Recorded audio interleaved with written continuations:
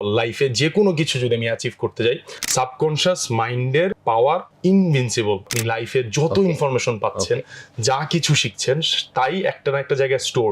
আল্লাহর কথা স্মরণ করেন কিভাবে, যে আপনি ভিজুয়ালাইজ করবেন, আপনি মৃত্যু কল্পনা করেন, আপনি চিন্তা করেন বুকের উপর মাটি পড়ছে, এই ফিলিং গুলো আপনি, এই যে প্রতিটা কিন্তু ডিটেইলড এক্সপিরিয়েন্স, এবং এই এক্সপিরিয়েন্স গুলো যত স্ট্রং হবে তত আপনার ঈমান বৃদ্ধি পাবে। Allah loves a strong believer. Strong believer বলতে আসলে কি বুঝাইতে চাচ্ছিলেন? You are strong because you are the slave of the strongest. এই স্ট্রেংথ বলতে আপনি কি বুঝাইতে চাচ্ছেন? তোমাকে যদি আমি হারাতে পারি, তুমি ইসলাম কবুল করবা? তো রাসূল সাল্লাল্লাহু আলাইহি ওয়াসাল্লাম মুহূর্তের মধ্যে ওনাকে পিন ডাউন করে ফেলছে। তো আমি যদি নিজে সুস্থ থাকতে চাই, তাহলে হচ্ছে আমাকে স্ট্রেংথ ইম্পর্টেন্ট, ফিজিক্যাল স্ট্রেংথ।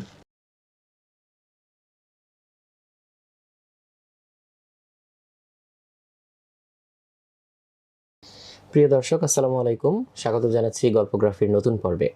আজকে আমাদের সাথে অতিথি হিসেবে উপস্থিত আছেন সাদমান সাকিব ভাইয়া। আসসালামু আলাইকুম ভাইয়া। ওয়ালাইকুম আসসালাম ওয়া রাহমাতুল্লাহ। ভাইয়া কেমন আছেন? আলহামদুলিল্লাহ ভালো আছি, আপনি কেমন আছেন? আলহামদুলিল্লাহ ভাইয়া, আমি অনেক ভালো আছি। প্রিয় দর্শক, ভাইয়ার সাথে এর আগেও আমরা একটা এপিসোড করেছিলাম। তো ভাইয়া ফিটনেস, হেলথ, পেইন ম্যানেজমেন্ট এই জিনিসগুলো নিয়ে কাজ করে থাকেন। তারপরেও আজকে আমাদের নতুন দর্শকদের উদ্দেশ্যে বলেন, বা স্মৃতিটা একটু ঝালাই করে নেওয়ার জন্য বলেন। ভাইয়া, ছোট্ট করে যদি আপনার কাজের পরিধিটা নিয়ে বলেন তাহলে আমাদের জন্য খুব ভালো হয়। আচ্ছা, মূলত আমি হচ্ছে health coach, but I mostly use the term pain free movement coach. Pain free movement coach, yes. তো বেসিকলি আমি যেটা করি সেটা হলো গিয়ে মানুষকে হেল্প করি যাতে করে প্রতিদিনের ডেইলি যে কাজগুলো আছে এগুলো কমপ্লিটলি পেইন ফ্রি আর এফিশিয়েন্টলি যাতে করতে পারেন। আচ্ছা, তো এটার জন্য আমি একটা মেথড ডেভেলপ করেছি, আমার এতদিনের রিসার্চ, এতদিনের ক্লায়েন্টদের সাথে কাজ করা এবং পড়াশোনা থেকে বেস করে। This is called BRACE. So BRACE মেথডটা হলো গিয়ে, এটা ব্রেস মানে ওয়ার্ডটাকে যদি ভাঙি, brain reframing and corrective exercise. So ব্রেইনের ব্যাপারটা কেন আসলো এখানে? ব্রেইনের ব্যাপার হলো গিয়ে আমাদের রিকভারির ব্যাপারও যদি বলি, বা যে কোনো কিছুই বলি, আমাদের ফিজিক্যাল অ্যাসপেক্ট যেরকম ইম্পর্টেন্ট, ওরকম মেন্টাল অ্যাসপেক্টটা অনেক বেশি ইম্পর্টেন্ট। সো এখানে সাবকনশিয়াস ব্রেইনকে ইউজ করা, ওইটার পাওয়ারকে ইউজ করে আমরা রিকভারিতে ইউজ করতে পারি, প্লাস হচ্ছে আমার ওভারঅল হেলথ ইমপ্রুভ করার কাজে লাগাতে পারি। ওইটা হচ্ছে আমার মেন্টাল যে শিফট দরকার ওইটা করে দেয়। অ্যান্ড বাকি যেই আমার ইমপ্রুভমেন্ট করার জন্য, বা আমার রিহ্যাবিলিটেশন করার জন্য, পেইন থেকে উঠে আসার জন্য, বা আমাকে ওভারঅল স্ট্রেংথ ইমপ্রুভ করার জন্য যা দরকার, সেটা হচ্ছে ডেইলি হ্যাবিট বা আমার রুটিন। ওইটার কাজ করা হচ্ছে কারেক্টিভ এক্সারসাইজ। সো এই দুইটার কম্বিনেশন হলে তখন অলমোস্ট 100% চান্সেস অফ রিকভারি। তার মানে আমি যদি ঠিক ধরে থাকি, সেটা হচ্ছে, ধরেন কথার কথা, আমার নেক পেইন, তাহলে এই নেক পেইনের জন্য আমি হচ্ছে আমার পোস্টার কিংবা জেস্টার এটা কারেক্ট করা, কিংবা রেগুলার কিছু টুকটাক এক্সারসাইজ, এগুলোর পাশাপাশি আমার মাইন্ডসেটটাকেও এমনভাবে শিফট করতে হবে যাতে আমার এই রিকভারি বা রিহ্যাবিলিটেশনটা হচ্ছে এক্সিলারেটেড হয়, এরকম কিছু। অ্যাবসলিউটলি। আমি এখানে ব্রেইনের সাবকনশিয়াস পার্টটা নিয়ে একটু কথা বলতে চাই, যেটার ব্যাপারে আসলে এনাফ আলোচনা হয় না। তো এইটা হচ্ছে, আমি যদি সিম্পলি একটু বোঝাতে যাই, আমার পেইনকে ফোকাস না করে ওভারঅল লাইফে যে কোনো কিছু যদি আমি অ্যাচিভ করতে যাই, সাবকনশিয়াস মাইন্ডের পাওয়ার ইনভিনসিবল, অনেক বেশি। এবং এইটার ক্যাপাসিটির যদি আমি একটা সিম্পল আইডিয়া বলতে চাই, ধরেন আমি এই এক্সাম্পলটা সবসময় ইউজ করি। আপনি আপনার সবচাইতে প্রিয় বইয়ের নামটা বলেন। প্রিয় বই বলতে হচ্ছে বিভিন্ন জনরার বিভিন্ন বইয়ের কথা। যেই বইটা আপনি সবচাইতে বেশিবার পড়ছেন? সবচেয়ে বেশিবার রিসেন্টলি হচ্ছে একটা বই বারবার পড়া হয়েছে, সেটা হচ্ছে গুড টু গ্রেট। এখানে হচ্ছে একটা মানে কোম্পানির জার্নির কথা বলা হয়েছে, যে একটা কোম্পানি হচ্ছে গুড হইতেই পারে, বাট সেখান থেকে হচ্ছে টাইমলেস কোম্পানি যেগুলা, যে অনেক বছর ধরে চলতেছে, অ্যাজ ইফ অরিজিনাল যে ফাউন্ডার ছিল সেই এখনো চালাইতেছে, এইরকম কোম্পানি আসলে কিভাবে হয় সেটার ফিলোসফিটা এখানে হচ্ছে ব্রেকডাউন করা। তো রিসেন্টলি পড়া হয়েছে দেখে এটার কথা মাথায় আসে। ওকে, মাশাআল্লাহ, অনেকবার তো পড়ছেন, অ্যাট লিস্ট দুই তিনবার পড়ছেন। এখন এই বইটার আমি যদি আপনাকে বলি যে 10 নাম্বার পৃষ্ঠার দ্বিতীয় প্যারার প্রথম লাইনে কি আছে বলতে পারবেন? Impossible.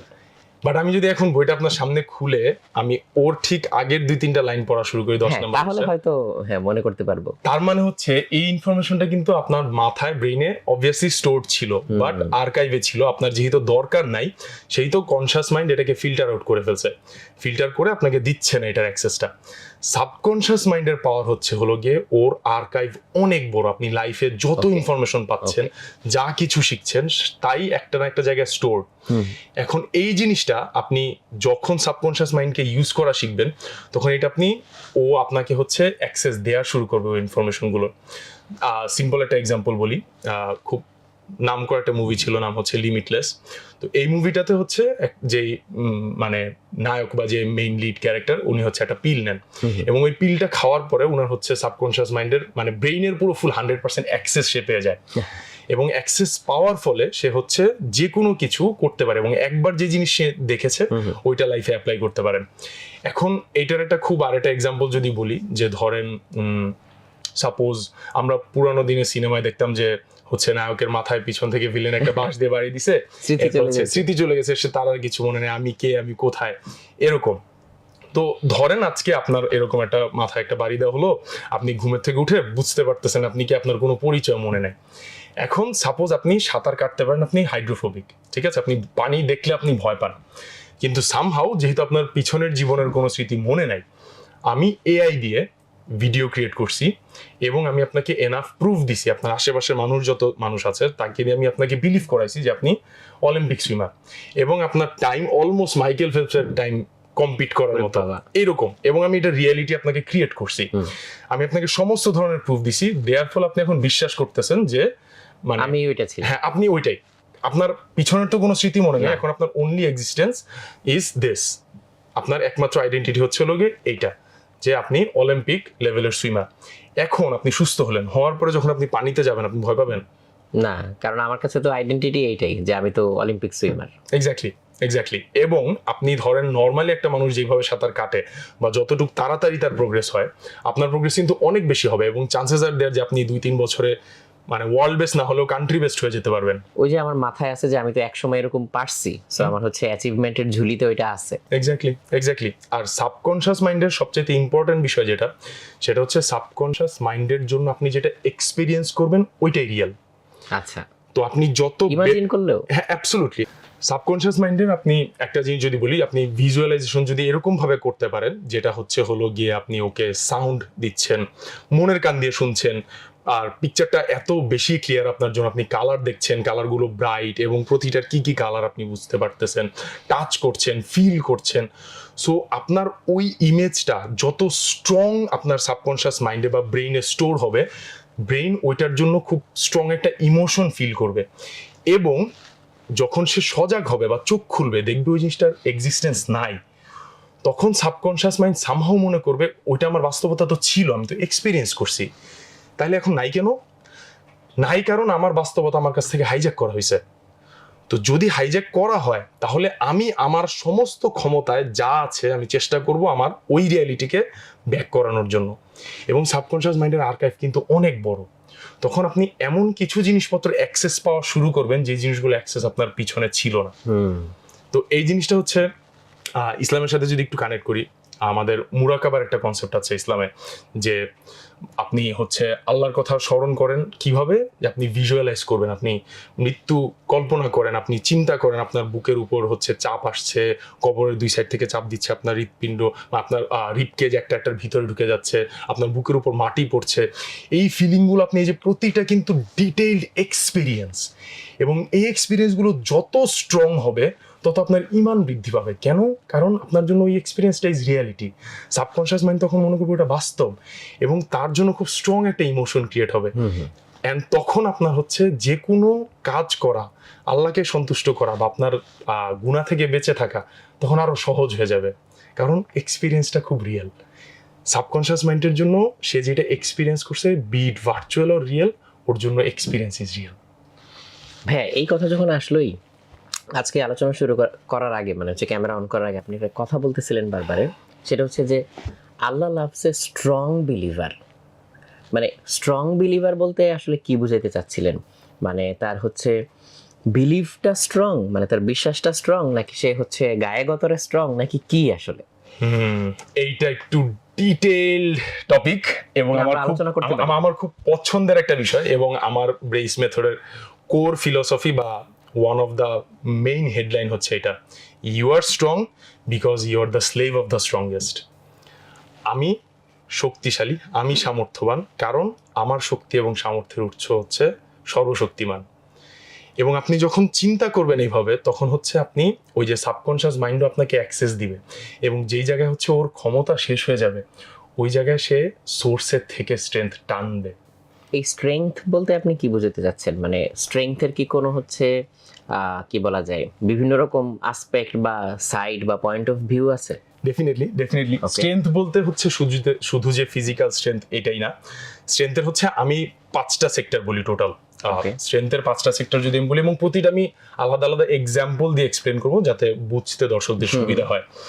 So physical strength is definitely important, এবং এটা আল্লাহ রাসূলও বলছেন, এবং এটা হচ্ছে খুব সহজ একটা এক্সাম্পল, মানে খুব কমন একটা এক্সাম্পল। রাসূল সাল্লাল্লাহু আলাইহি ওয়াসাল্লাম, রুকানা নামে একজন রেসলার ছিলেন, উনি অনেক স্ট্রং ছিলেন, জীবনে ওনাকে কেউ কখনো ডিফিট করতে পারেন নাই। তো উনি হচ্ছে গর্ব থেকে, অহংকার থেকে রাসূল সাল্লাল্লাহু আলাইহি ওয়াসাল্লামকে বলছে যে আমাকে যদি তুমি হারাতে পারো তাহলে হচ্ছে আমি ইসলাম গ্রহণ করবো। রাসূল বলছে যে ঠিক আছে, তুমি এটা মানবা তো, মানে তোমাকে যদি আমি হারাতে পারি তুমি ইসলাম কবুল করবা তো? অবশ্যই করবো, হারায় দেখাও আগে। তো উনি চিন্তা করছেন রাসূল সাল্লাল্লাহু আলাইহি ওয়াসাল্লাম দেখতে হচ্ছে নরম সরম মানুষ, উনি একজন হ্যান্ডসাম, খুব ওইরকম রাস্টিক রোবাস না, তো মনে করছে কোনো বিষয় না। কিন্তু রাসূল সাল্লাল্লাহু আলাইহি ওয়াসাল্লাম মুহূর্তের মধ্যে ওনাকে পিন ডাউন করে ফেলছে। উনি অবাক হয়ে গেছেন যে কি হলো, মানে আমি রেডি ছিলাম না, আবার আবার আবার। তো আবার হচ্ছে এইভাবে রাসূল সাল্লাল্লাহু আলাইহি ওয়াসাল্লাম তাকে 3বার, মানে এইরকম সিদ্ধহস্ত স্ট্রেংথ, এবং আরবদের স্ট্রেংথ কিন্তু ওই সময় অনেক বেশি ফেমাস ছিল। এইরকম একজন টপ স্ট্রেংথের মানুষকে রাসূল সাল্লাল্লাহু আলাইহি ওয়াসাল্লাম পিন ডাউন করছে তার গেমে, রেসলিংয়ে। এবং আরবদের শক্তির ব্যাপারে যদি আমি একটু বলি, তারা হলো গিয়ে একটা গাছ এভাবে ধরতো হাত করে, এবং কোমরের মধ্যে দড়ি বাঁধতো, বেঁধে ওই দড়ি ঘোড়াকে দিয়ে বলতো, ঘোড়ার সাথে বাঁধতো, এবং ঘোড়াকে চাবুক দেওয়া হতো। ঘোড়ার টেনে যদি তাকে গাছ থেকে সরাতে পারে তাহলে হচ্ছে তার স্ট্রেংথ নাই। আচ্ছা, এইভাবে হচ্ছে ঘোড়ার এগেনস্টে নিজেকে হোল্ড করে রাখতো, এই পরিমাণ ফিজিক্যাল স্ট্রেংথ হচ্ছে ওনাদের। এখন স্ট্রেংথের তো ডেফিনেটলি ফিজিক্যাল স্ট্রেংথের একটা পাওয়ারফুল একটা পার্ট আছে, এবং আমি সবসময় মনে করি, আচ্ছা আমি একটু বড় হয়ে যাচ্ছে, আগে শর্ট করে আনি। সো 5টা অ্যাসপেক্ট যদি বলি, physical strength, Okay. Mental strength, emotional strength, financial strength and spiritual strength. Okay, এই পাঁচটা পিলার যদি আমার থাকে, then I am a stronger believer. And okay. আমি যেটা চিন্তা করি যে why would Allah love a stronger believer, মানে একজন যে স্ট্রং আর একজন যে উইক, তার চাইতে যে স্ট্রং তাকে আল্লাহ কেন বেশি পছন্দ করবেন? এই মোহাব্বতের কারণ কি? হাদিসটা পুরো কমপ্লিট হচ্ছিল গিয়ে, though there is goodness in both of them, but Allah কিন্তু স্ট্রঙ্গার মানুষটাকে বেশি পছন্দ করেন কেন, এবং প্রতিটাতে আমি আলাদা আলাদা করে এক্সপ্লেন করব। একজন stronger believer is beneficial to others. আচ্ছা, যে উইক, সে হচ্ছে নিজের নিড ফুলফিল করতে করতেই কিন্তু তার দিন চলে যায়, হয়তো পুরোপুরি কমপ্লিটলি ফুলফিল করতে পারেন, আবার অনেক জায়গায় পারেন না। কিন্তু যেই লোকটা স্ট্রং, সে নিজের জন্য সাফিসিয়েন্ট এবং অন্যের জন্য সে বেনিফিশিয়াল। আপনি ধরেন আপনি স্ট্রং, আমি ফিজিক্যাল অ্যাসপেক্টটাতে বলছি, তারপর প্রতিটাতে আস্তে আস্তে বলবো, এটা একটু লম্বা সময় লাগবে, হ্যাঁ, আমি definitely. নিচ্ছি আপনার কাছ থেকে। সেদিন হচ্ছে আমি একটা ভিডিও দেখলাম, হ্যাঁ, তো ভিডিওটা হলো গিয়ে একটা রিক্সা যাচ্ছে, আর ওইখান থেকে একটা বাস গেল, হঠাৎ করে রিক্সাটা হচ্ছে উল্টে গেল, এবং ইমিডিয়েটলি একটা বাস ক্রস করলো। যখন রিক্সাটা উল্টালো, এই সময় হচ্ছে একটা বাবা, 2 হাতে 2 মেয়ে ছিল, এই দুই মেয়েকে নিয়ে রিক্সায় যাচ্ছেন। তো রিক্সাটা উল্টানোর সাথে সাথে বাবা দুইজনকে এইভাবে ধরে জাম্প এবং টার্ন করে ফেলছেন, মানে শুধু যদি লাফ দিতেন তারপরেও কিন্তু বাসটা ইদার তার উপর অথবা একটা মেয়ের উপর দিয়ে চলে যায়। জাম্প করে অন্যদিকে ঘুরেও গেছেন। তো এটা প্রচন্ড এক্সপ্লোসিভ পাওয়ার এবং স্ট্রেংথ প্রয়োজন। I believe this is strength. কারণ আমি একজন বাবা হিসাবে আমার সন্তানকে যদি ওই জায়গায় আমি প্রোটেক্ট না করতে পারতাম, আমি নিজেকে মাফ করতে পারতাম, তো স্ট্রেংথ হচ্ছে এমন একটা জিনিস যেটা হচ্ছে আমার ডেইলি লাইফে কাজে আসে, এবং আমার কাজে তো অবশ্যই আসবে, অন্যদের কাজেও আসবে। আমার ফ্যামিলি, আমার ফ্রেন্ডস, আমার আপনজন যে কোনো প্রয়োজনে আমাকে কাছে পাবে। আমি যে কোনো ফিজিক্যাল নিড আমার ফ্যামিলিকে আমি প্রোটেক্ট করতে পারবো, এইটুকু ক্যাপেবিলিটি আমার আছে। এবং এটা আমার জন্য একটু ইমোশনাল জার্নি। আমি একটু যদি বলি, আমার খালা রিসেন্টলি মারা গেছেন। আমার খালার কোনো মাহারাম ছিলেন না। তো আমার খালা হচ্ছে একটু লম্বা ছিলেন, 5 ফুট 6 ইঞ্চি ছিলেন, মোটামুটি ভালো স্বাস্থ্যই ছিলেন। তো যখন উনি হসপিটালাইজ হন তখন হচ্ছে মানে হঠাৎ করে সিচুয়েশন অনেক খারাপ হয়ে যায়।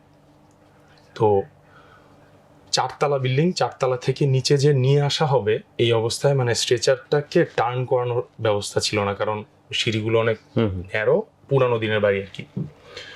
তো ওই সময় আমি হচ্ছে আমার খালাকে যখন উঠাতে যাই, ওদিন হচ্ছে আমি এত মানে স্ট্রাগল ফিল করছিলাম, বিকজ আমি নিজেও কিন্তু ব্যাক পেন থেকে রিকভার করে আসছি। এটা হচ্ছে আগের ভিডিওতে এটার ব্যাপারে অনেক কিছু বলছি। তো আমার ওদিন প্রচণ্ড উইক ফিল হচ্ছিল যে আমার খালাকে আমি তুলতে পারতেছিলাম না, আমার অনেক কষ্ট হচ্ছিল। তারপর আলহামদুলিল্লাহ যতটুকুই পারছি আলহামদুলিল্লাহ চেষ্টা করে নিয়ে আসছি, এবং আমি আল্লাহ উনার হায়াত রাখেন, উনি মারা গেছেন, আমার খালার কোনো মাহারামও ছিল না। তো কবরে যখন আমি নামি, লাশ আমার হাতে না, আমার একার হাতে পুরো লাশটা নামে। এবং কবর কিন্তু যথেষ্ট চিকন, মৃত্যুর চাইতে বড় সত্য কিন্তু আর কিছু নাই। মানুষ যখন একজন কবরে নিজে নামেন তখন কিন্তু উনি বুঝতে পারেন যে আমার এই জায়গায় একদিন আমারও আসতে হবে। তো আমি যখন কবরে নামলাম, আমার হাতের উপর পুরো লাশটা নামলো, মানে ওজন ছিল কিন্তু, এবং আমিও নিজে দাঁড়াতে পারছিলাম না। I feel very weak. আর আলহামদুলিল্লাহ আমার এই যতটুকুই আমার ফিটনেস আছে, আমি ওই জিনিসটা কিন্তু আলহামদুলিল্লাহ কভার আপ করে উঠতে পারছি। এবং কবরটাও কিন্তু আপনার চেস্ট হাইট পর্যন্ত থাকে, এইখান থেকে জাম্প করে উঠা বা এইটাও আপনার একটা স্ট্রেংথের প্রয়োজন হয়। তো ওই দিন আমার জন্য খুব একটা ইমোশনাল একটা স্টেট ছিল।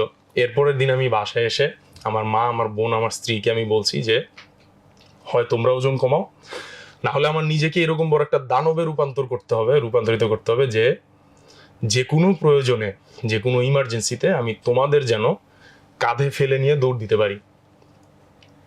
I believe this is strength. Physical strength কেন দরকার? এই কারণে দরকার যে আমাকে প্রোটেক্ট করতে হবে, প্রোভাইড করতে হবে for me, for my family and for everyone else. শুধু পুরুষদের জন্য না, মেয়েদের ক্ষেত্রেও যদি বলি, যারা রাব্বাতুল বাইত ঘরে থাকেন, আপনি 365 দিন আপনাকে কাজ করতে হবে। এবং আপনি একটা দিন যদি অসুস্থ থাকেন, ফ্যামিলির যে একটা মহিলা, যে মাটার উপরে ডিপেন্ড, বাচ্চাদের খাওয়া ঠিক মতো হবে না, স্কুলে যেতে পারবে না ঠিক মতো, পড়াশোনা নষ্ট হবে, ঘর ধর পুরো ফুল ময়লা হয়ে যাবে, সব কিছু, একটা ফ্যামিলি কিন্তু পুরো ফুল ডিপেন্ড করে ওই মহিলাটার উপর। উনি অসুস্থ হয়ে যাওয়া মানে হচ্ছে হলো গিয়ে পুরো ফুল ফ্যামিলিটার প্রতিটা মানুষের এফেক্ট হওয়া। তো আমি যদি নিজে সুস্থ থাকতে চাই, পেইন ফ্রি থাকতে চাই, তাহলে হচ্ছে আমাকে স্ট্রেংথ ইম্পর্টেন্ট, ফিজিক্যাল স্ট্রেংথ। দেন ফিজিক্যাল স্ট্রেংথ যদি এরপরের পয়েন্টে যাই, মেন্টাল স্ট্রেংথ ইম্পর্টেন্ট কেন, মেন্টাল স্ট্রেংথ দরকার কেন, বা আল্লাহ কেন একজন যার মেন্টাল স্ট্রেংথ আছে তাকে অন্য মানুষের চাইতে বেশি ভালোবাসবেন? মেন্টাল স্ট্রেংথ যেই মানুষটা আছে সে মেন্টালি স্টেবল। উনি হচ্ছেন রং হোক রাইট হোক সব সময় নিজের এইটুক এনাফ মানসিক শক্তি আছে যে রাইটের পক্ষ নেবেন। আমি এখন এই জিনিসটা খুব মানে অবাক হয়ে দেখি, চিন্তা করি যে আজকে থেকে 15-20 বছর আগে রাস্তায় যদি একটা কোনো গন্ডগোল লাগতো, দুইটা রিক্সাওয়ালা বা দুইটা মানুষ যদি মারামারি লাগতো, মুরব্বীরা গিয়ে এটা থামানোর চেষ্টা করতেন, তাদেরকে আটকাতেন, এই মারামারি করো না।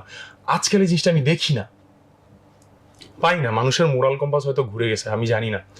কিন্তু আমার মনে হয় মানসিক শক্তি যেটা দরকার, যে রাইটের জন্য দাঁড়ানো, এই যে আমাদের যে রিসেন্টলি যেই জিনিসটা হলো, এই জুলাইয়ের আন্দোলন, এই সময় আবু সাইদ একা এত বড় একটা থ্রেট, লাইফ থ্রেটেনিং এইভাবে বুক পেতে দিছে, ইজ মেন্টাল স্ট্রেংথ।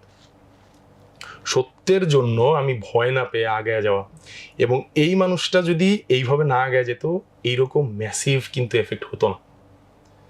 তো ওই যে আবু সাইদের মেন্টাল স্ট্রেংথ, এই মেন্টাল স্ট্রেংথ দিয়ে অন্য মানুষ মানে ইনফ্লুয়েসড হলো এবং তাদের মেন্টাল স্ট্রেংথ ইমপ্রুভ করলো। ডোন্ট ইউ থিঙ্ক যে এটার জন্য আল্লাহ তাকে অন্যদের চাইতে বেশি পছন্দ করবেন? একটা মানুষের মানসিক স্ট্রেংথ এই কারণে দরকার। বা আমার যখন মানসিক স্ট্রেংথ এনাফ থাকবে, আমি আমার ফ্যামিলির জন্য আমার যত ধরনের অসুবিধা হোক না কেন, আমি যত কষ্টের ভিতর দিয়ে যাই না কেন, আমি এনাফ স্টেবল থাকবো, স্ট্রং থাকবো, যাতে আমি আমার ফ্যামিলি, আমার ফ্রেন্ডস, আমার কাছের মানুষজনগুলো আমি প্রোটেক্ট করতে পারি। এবং তাদেরকে আমি যতটুকু আমার জন্য করা আমার দায়িত্ব, আমি আমার দায়িত্ব কর্তব্যটুকু করতে পারি। আমার মন খারাপ, আমি আজকে কাজে যাব না, বসে থাকবো, this is not strength. Strength হলো আমার মন খারাপ, আমি ডিপ্রেসড, বিগ ডিল, আমার দায়িত্ব আগে, আমার কর্তব্য আগে, আমার কাজ আগে করতে হবে। That's it. এই কারণে যার মেন্টাল স্ট্রেংথ আছে, যার ফিজিক্যাল স্ট্রেংথ আছে, আল্লাহ তাকে অন্যদের চাইতে বেশি ভালোবাসেন। অন্যদের চাইতে বেশি ভালোবাসে। এরপর আসি ইমোশনাল স্ট্রেংথ। এটার খুব সুন্দর একটা এক্সাম্পল আমার কাছে গত 1 সপ্তাহ আগে আসছে। আমার খুব ক্লোজ একটা কলিগ এবং ফ্রেন্ড, আমার দিনই বন্ধু। এই লোকটা আমি যখনই তার সাথে দেখা হয়, কথা হয়, আমার মানে ইমান বৃদ্ধিতে অনেক কাজে আসে। রিসেন্টলি নিউজ পেলাম, আমি হচ্ছে ওদিন ঢাকার বাইরে ছিলাম, তো আমাকে ফোন দিল যে সাদমান তো বাবা হয়েছি আমার মেয়ে, তো আমি যাইতে পারিনি হসপিটাল, আমাকে ভিডিও কলে বাচ্চাকে দেখানো হচ্ছে। আমি দেখলাম, আলহামদুলিল্লাহ সম্পূর্ণ সুস্থ, নর্মাল ডেলিভারি, সব কিছু ঠিক আলহামদুলিল্লাহ। পরের দিন মানে প্রথম যেদিন রোজা হলো, এই রোজার সেহরির সময় বাচ্চাটা মারা গেছে। তো আমি জিজ্ঞেস করলাম, মানে আমি সম্পূর্ণ ভেঙে পড়ছে, আমি নিজে ভেঙে পড়ছি যে মানে আমি নিজেকে চিন্তা করতেছিলাম ওই জায়গায় যে আমি এখানে থাকলে আমি কি করতাম। আমার বাচ্চা মাত্র জন্ম হলো, একটা দিন আমি কাছে রাখতে পারিনি, আমার বাচ্চা আমাকে ছেড়ে চলে গেছে। আমি ওই ভাইকে যখন ফোন করলাম, বিশ্বাস যাবে না সে কি বলছে, আলহামদুলিল্লাহ ভাই কোনো সমস্যা নেই, ফিলিস্তিনে কত বাচ্চা মরে যাচ্ছে প্রতিদিন, বাবারা তো দেখতেও পায় না, লাশও খুঁজে পায় না, আমার বাচ্চা আমার সাথে একটা দিন ছিল, আমি সাথে ছিলাম, আল্লাহ রিজি হায়াত নাই দুনিয়াতে নিয়ে গেছেন, আল্লাহ কাছে কবুল হয়ে গেছে, আলহামদুলিল্লাহ সমস্যা নেই আলহামদুলিল্লাহ। কি অবস্থা তোমার বলো? মাত্র বাচ্চাটাকে দাফন করে আসছে। আমি কল্পনা করতে পারতেছি না যে নবজাতক শিশু এইটুকু বাচ্চা একটা বাবা দাফন কিভাবে করে। বাট এই সময় this is emotional and spiritual strength. This is spiritual strength. এটা হচ্ছে আমার স্পিরিচুয়াল স্ট্রেংথ। ইমোশনাল স্ট্রেংথ আমি একটু আগে পরে করে ফেলছি, ইমোশনাল স্ট্রেংথ নিয়ে বলার কথা ছিল। তো ইমোশনাল স্ট্রেংথ হলো গিয়ে যে আমার বাসায় আমার ফ্যামিলি মেম্বার, আমার অফিসে কারোর সাথে আমার ঝগড়া হয়েছে, আমার মেজাজ প্রচন্ড গরম, বা হচ্ছে রাস্তা দিয়ে আসছি, আমার গায়ে একটা গাড়ি কাদা মেরে দিছে, পুরা ফুল কাপড় নষ্ট হয়ে গেছে, মেজাজ অতিরিক্ত খারাপ। এখন বাসায় ঢুকে স্বাভাবিক ব্যবহার হচ্ছে, দরজা খুলবে আমার বউ, আমি কতক্ষণ মেজাজ খারাপ করবো, বাচ্চা আসবে তার সাথেও দুর্ব্যবহার করবো, অযথাই কিছু বকাঝকা করবো। এটা আমার স্ট্রেংথ না, দিস ইজ উইকনেস। আল্লাহ বলছেন যে your family deserves the best behaviour from you. এবং আমার ইমোশনাল স্ট্রেংথ হচ্ছে, আমি ইমোশনাল স্টেবিলিটি হচ্ছে, আমি জানি যে আল্লাহ বলছেন আমার ঘরের মানুষ, আমার পরিবারের মানুষগুলা আমার বেস্ট বিহেভিয়ার এক্সপেক্ট করে। তো আমার লাইফে যেই রকম ইমোশনাল স্টেটে আমি থাকি না কেন, আমার ইমোশনাল স্টেবিলিটি হচ্ছে আমি স্লেট ক্লিন করব। ভাই আমরা তো অনেক সময় হচ্ছে উল্টাটা করি, যে আমরা বাইরে এত ভদ্র ব্যবহার করি, এত ভালো ব্যবহার করি যে ভাজা মাছটা উল্টে খেতে পারি না, মানে ভদ্রতার হচ্ছে একেবারে মানে কি বলা যায় মূর্ত প্রতীক। কিন্তু হচ্ছে বাসায় গিয়ে মনে করি যে না, এখন তো আমার সেই ভদ্রতার খোলস না ধরে রাখলেও চলবে, এরা তো আমার বাসার মানুষ। অথচ এখানে হচ্ছে জিনিসটা উল্টা হওয়া উচিত, যে আমার ফ্যামিলি হচ্ছে আমার বেস্ট বিহেভিয়ারটা পাওয়া উচিত। এইটা করার পিছনে কি আমরা মনে করি কি যে আসলে অফিসে খারাপ ব্যবহার কেন করি না, কারণ হচ্ছে আমার চাকরি রিস্কে আছে, বা বাইরের কারোর সাথে দুর্ব্যবহার করলে আমাকে মারতে পারে, ঝগড়া হইতে পারে, তো আমার রিস্ক আছে। বাসায় যে বউ পোলাপান এদের সাথে ঝগড়া করলেই কি না করলে কি, ওরা তো আমার আন্ডারে আছে, আমি যা মন চায় তা ব্যবহার করতে পারবো। This is wrong. সম্পূর্ণ রং, সম্পূর্ণ রং। ফিজিক্যাল স্ট্রেংথ গেল, mental strength, spiritual strength, emotional strength, financial strength. Financial strength কি? ফাইন্যান্সিয়াল স্ট্রেংথ হচ্ছে আমার কাছে এনাফ আছে যেটা দিয়ে আমি আমার ফ্যামিলির সম্পূর্ণ নিড যা আছে আমি পরিপূর্ণভাবে ফুলফিল করতে পারতেছি। এক্সট্রাভেগেন্সি না, লাক্সারি না, নিড যা প্রয়োজন আমি পুরা করতে পারছি সব কিছু। এবং স্ট্রেংথ কখন দরকার? আপনার পরিবার, আপনার এক্সটেন্ডেড ফ্যামিলি মেম্বার, বা আমি পার্সোনালি মনে করি যে ফাইন্যান্সিয়াল স্ট্রেংথ হচ্ছে এইটা, আপনার কাছে কেউ এসে চাইবে আপনার, তাকে ফিরিয়ে দিতে হবে না, আছে না। আমি আমার খুব ঘনিষ্ঠ একজন আত্মীয়, যার ধরেন আপনার হলো ঋণের দায় আছে, তো আমার কাছে এনাফ আছে, আমি যে চাইলে তাকে সাহায্য করতে পারবো কর্জে হাসানা দিয়ে। This is financial strength. এবং এই 5টাকে যদি সামারাইজ করি, strength is more beloved to Allah. Why? Because you are beneficial to others. এবং স্ট্রেংথের ডেফিনেশন হচ্ছে গিয়ে যে কোনো ক্ষেত্রে এই 5টা যে বললাম, আপনার কাছে এতটুকু আছে যেটা আপনাকে সার্ভ করতেছে, এবং আপনার কাছে কেউ সাহায্য চেয়ে ফিরে যেতে হচ্ছে না খালি হাতে। This is strength, this is strength. ভাইয়া স্ট্রেংথের ব্যাপারটা খুব ভালো লাগলো যে আপনি এখানে হচ্ছে স্ট্রেংথটাকে অনেকগুলো পয়েন্ট অফ ভিউ থেকে হচ্ছে দেখার চেষ্টা করেছেন এবং এটাকে লাইফের সাথে কানেক্ট করেছেন। ভাই আপনার যে মেথডটা ব্রেস, এইটার মধ্যে হচ্ছে স্ট্রেংথের পার্টটা কিভাবে আসে? তার মানে হচ্ছে এই জিনিসগুলো আপনি হচ্ছে আপনার রেগুলার রুটিনের মধ্যে বলেন বা হচ্ছে ট্রেনিংয়ের মধ্যে বলেন, এখানে কি কোনোভাবে ইনকর্পোরেট করেন? ডেফিনেটলি এইটাই তো হচ্ছে পুরো ফুল মেথডটা। সো দুইটা অ্যাসপেক্ট থেকে টার্গেট করি আমরা। এক নম্বর হচ্ছে হলো ব্রেইন রিফ্রেমিং, আর একটা হচ্ছে corrective exercise. So corrective exercise হচ্ছে আপনার প্রতিদিনের ডেইলি এফোর্ট। আচ্ছা, আমি সবসময় বলি যে মানে ব্রেইন যেভাবে চিন্তা করে আর কি, আপনাকে আমি এখন একটা বলতেছি, আপনি এই কাজটা করবেন। হ্যাঁ, একটা লাল একটা গোল একটা ডট, এটার ব্যাপারে চিন্তা করবেন না। আপনি তো বলার আগে আমি চিন্তা করে ফেলছি। হ্যাঁ, তো ব্রেইনকে আপনি যদি কমান্ড দেন যে তুমি ব্যথার ব্যাপারে চিন্তা করবে না, আমার ব্যথা নাই, বা হচ্ছে আমার ব্যথা ভালো হয়ে যাচ্ছে, প্রতিবার কিন্তু আপনি ব্যথা বলতেছেন, ব্যথার কিন্তু একটা ইমেজ আছে, রেড ডটের একটা ইমেজ আছে, নাই জিনিসটার কোনো ইমেজ নাই।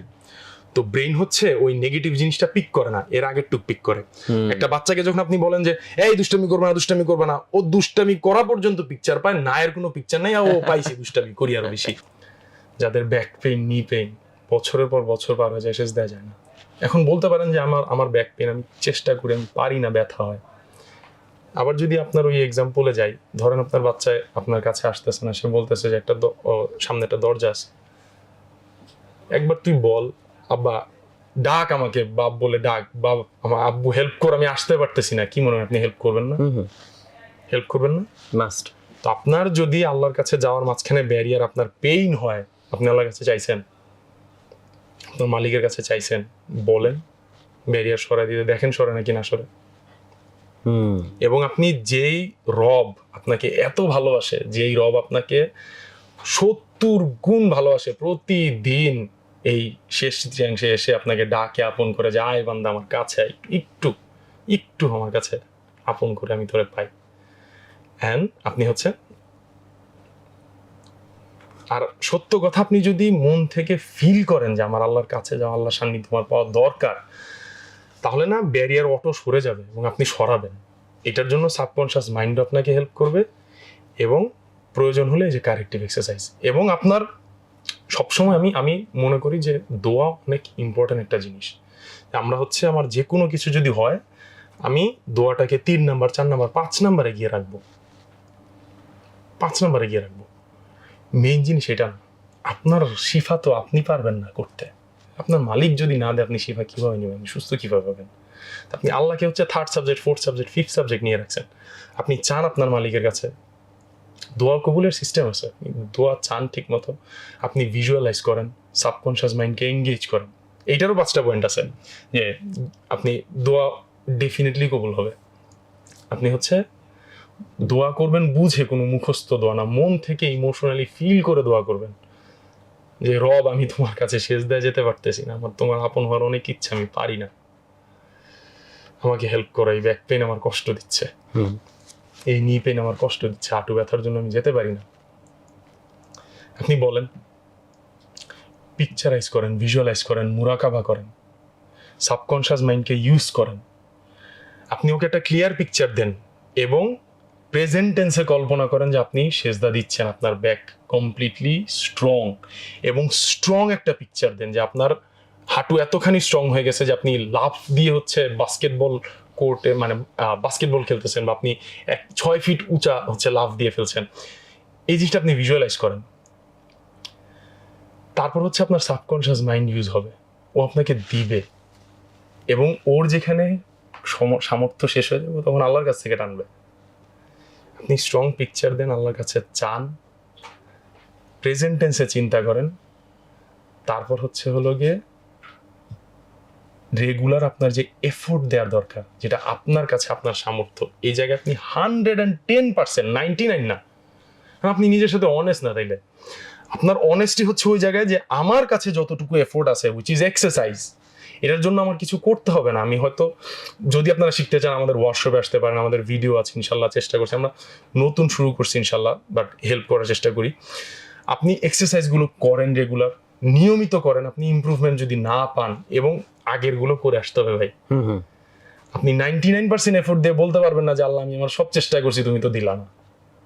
আপনি আপনার হাতে যেই কার্ডগুলো আছে 100% ছাড়েন, পুরো ফুল পোটেনশিয়াল আপনি খেলেন, এরপর আপনার রব দেখেন দেয় কি না দেয়। আমার ভাই ডি জেনারেশন যাদের ব্যাক পেইন, তাদের হচ্ছে তারা কানেক্ট করতে পারবেন ওনাদের PLID, sciatica, disc bulging, herniation, এই জিনিসগুলো হচ্ছে যে কার্টিলেজ ওইটা ক্ষয় হয়ে যায় বা হচ্ছে মানে যে মেরুদণ্ডের দুইটা হাড়ের মাঝখানে যে নরম হাড়টা থাকে ওইটা হচ্ছে বের হয়ে যায়, বের হয়ে গিয়ে সেন্ট্রাল নার্ভাস সিস্টেমে পোক করে তখন ব্যথা হয়। আমার না ওই জিনিসটা গ্রেড 4 ডিজেনারেশন, এমআরআই ওটা দেখা যায় না, এত চিকন হয়ে গেছে যে ওটা এমআরআই ধরা পড়ে না, নাই, নন এক্সিস্টেন্ট। আমার সার্জারি করা ছাড়া আমার কোনো অপশন ছিল না। ডাক্তাররা বলে দিছে আমি সার্জারি না করলে চলাফেরা করতে পারবো না। আলহামদুলিল্লাহ আজকে আপনাদেরকে হেল্প করতেছি আমি এই ব্যাক পেন থেকে রিকভার করার জন্য। কিভাবে? I focused on strength, I focused on my strength of my রব। আমার নিজের শক্তি, আমার রবের শক্তি 100 না হয়ে যাবে। মানে পুরো জিনিসটার মধ্যে হচ্ছে ফোকাসটা হচ্ছে বারে বারে চলে আসতেছে যে আমি আসলে কি চাইতেছি, কেন চাইতেছি, ওই হোয়াইটাকে স্ট্রং করা। এবং আমি যেটা বুঝলাম এই পুরো মেথোডোলজিটার মধ্যে, যে আমরা প্রবলেমে হচ্ছে অনেক বেশি ফোকাস করি এবং ওইখানে ফোকাস করার কারণে এনার্জিটা ওইখানেই চলে যায়, যে আমার এই প্রবলেম ওই প্রবলেম, আমি শুধু হচ্ছে বাধাগুলাই দেখতে পাই। বাট আমার আসলে ফোকাস শিফট করা উচিত যে আমি বাধাটা কাটায় উঠে সামনে যেতে পারলে আমি হচ্ছে কি পাবো, কি অ্যাচিভ করব, কোথায় ইম্প্যাক্ট রাখতে পারবো, এই জায়গাগুলোতে। আপনি বাধা চিন্তাই করবো না, আমি বাধা দেখবো না, আমি শুধু আমার গোল দেখবো। আচ্ছা, বাধা অটোমেটিকলি আমি যখন গোলে ফোকাস করবো টপকে চলে যাব। বাধা নাই, বাধার ব্যাপারে চিন্তাই করা যাবে না। না আলহামদুলিল্লাহ ভাইয়া, পুরো জিনিসটা হচ্ছে খুব ভালো লাগলো, মানে খুব হোলসাম একটা আইডিয়া মনে হলো। তো আজকে মোটামুটি আমরা তো এপিসোডের শেষ প্রান্তে চলে এসেছি, বাট যাওয়ার আগে ভাই আপনার কাছ থেকে হচ্ছে এই যে আমি হচ্ছে মানে ওভারঅল হেলথের ব্যাপারে জানতে চাইবো না, জাস্ট আপনি লাইফকে যেইভাবে এক্সপেরিয়েন্স করেন, এবং এখানে হচ্ছে অনেক অবস্ট্যাকল আসে, অনেক হচ্ছে প্রবলেম আসে, অনেক ক্ল্যাশ তৈরি হয়, কনফ্লিক্ট তৈরি হয়। সো যখনই আমরা হচ্ছে কোনো ডিফিকাল্ট সিচুয়েশনে পড়ি, টাইট কর্নারে পড়ি, যেখান থেকে মনে হয় যে আমাদের আসলে না এখান থেকে কিভাবে উদ্ধার পাবো, মানে অসহায় একটা সিচুয়েশন আছে না এরকম। সো এইরকম জায়গায় পড়লে ওইখানে আপনার ফিলোসফি কি, এটা যদি আমাদের কাছে শেয়ার করার মাধ্যমে আজকের এপিসোডটা আমরা শেষ করি।